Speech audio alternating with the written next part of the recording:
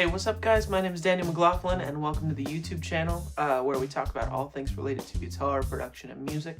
Thought today we could talk about my favorite bass guitar that I've owned for about 6 months now. Right actually before the pandemic began, I bought this bass.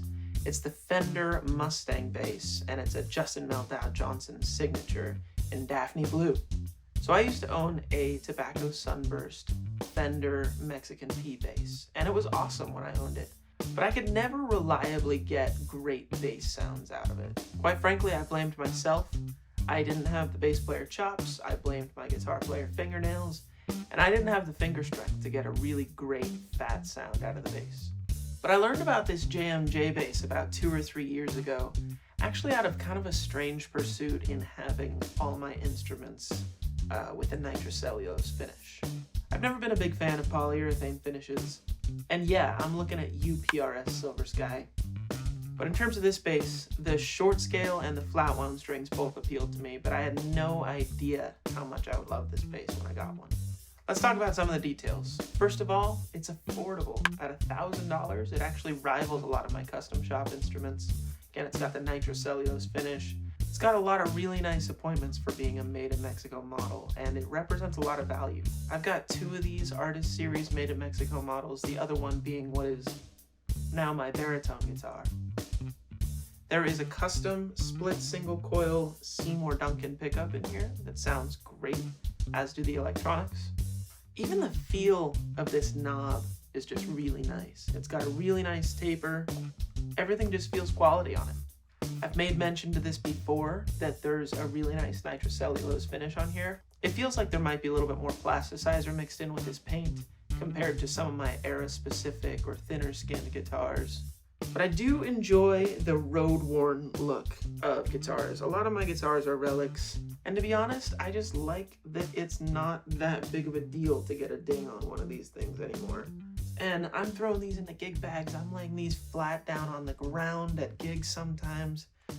Unfortunately, a lot of this stuff is just unavoidable. So it's nice to not have to worry about that.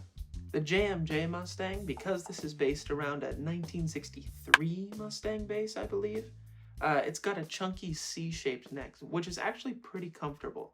I actually sanded mine down because it was getting a little sticky. Again, another personal preference. This is a pretty resonant bass because it's got a fairly lightweight alder body as well as a string-through bridge. I would say the best part about this bass though is the fact that it is a short scale bass. Because it's not as long as a regular bass, you get a fatter low end, you get a tighter top end, a slightly more pronounced mid-range. When I personally apply it to my own playing, I notice that I get a more consistent sound whether or not I'm using my index fingers or my thumb.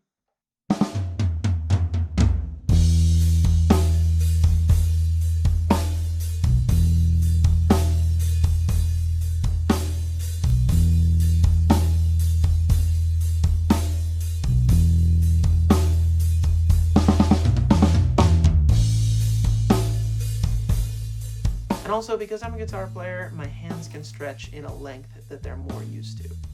This bass also comes stock with flat wound strings, which just adds to that more consistent tone. So despite the pandemic, I played this bass on a couple gigs, a couple recordings.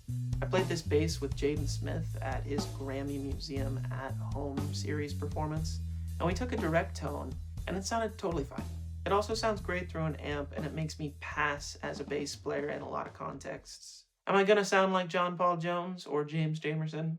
No. But I can get a passable sound on this more often than I can get a passable sound on a full-scale instrument, and that's totally worth it for me. Hey, if you like this video, make sure to like and subscribe, and maybe leave a comment, and I'll see you in the next one.